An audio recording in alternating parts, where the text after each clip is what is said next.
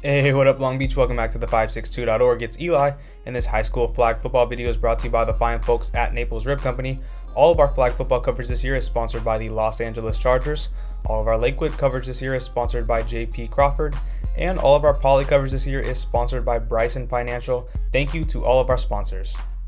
Rivalry football on a Monday, why not? Poly in town over at Lakewood for a Moore League showdown as the playoffs approach. Lakewood's Naima King, good to see her playing another sport off of the court. The former Moore League Player of the Year in basketball, now making her debut on the gridiron this year. Meanwhile, for Poly, got a couple of dual threat sport athletes themselves trying to clinch the Moore League championship in this one. Aya McClin, the walking highlight reel, and then Kiele Ho-Ching, a recent Oklahoma commit, a huge part of this team as well. But it's Kenzie Paimani in at quarterback for the Jackrabbits to start, and she came out slinging it to Janelle Morris for a quick first down on this play. And then in a blink of an eye, she's going to sling it again with the defender in her face a few plays later, launching it downfield. Aya McClin, who else would it be? That's a touchdown, signaling touchdown, and it's 6-0 for Poly. But Lakewood, just 3 plays later, and they have an answer. Naima King just running past girls in this one. She said football has helped with her conditioning for basketball, but it definitely showed off here. She also said she's been working on her speed, and she flashed it on that play. And then check out this 2-point conversion. Caught and then lateraled back. Nifty 2-point conversion. Kennedy Martz, the one getting in the end zone for Lakewood as they now lead 8-6 over Poly. On Poly's next drive, though, watch out. King on defense, and she seems to just get in front of every single ball that comes her way, whether it's offense or defense.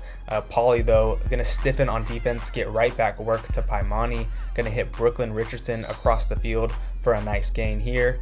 And then Kenzie, Brooklyn, right side of the end zone, you see Paimani going through her reads. She gets all the way across to the right side of the field, and there she is, Brooklyn Richardson with the touchdown. Another 6 for Poly. Paimani definitely dealing, but she was not done yet, though. She's going to hit Lolua right here on this play across the right side of the field for a nice gain for the Jackrabbits. For across the middle this time, Michaela Quesada with the score to put Poly up 28. So finally some breathing room for the Jackrabbits. However, Lakewood on the next play would find an answer. The first play of their next drive, who else?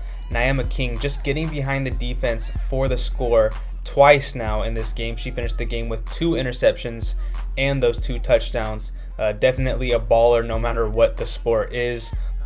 But on Lakewood's next drive, I hope you like picks. Alex Valente with the INT down the middle of the field for Poly. But to end out the half, Devani Ray, look at the concentration on this play for the one hand to bring it in for the interception. The clock would hit 0 on this play, but Poly flagged for a holding at the end of that run back.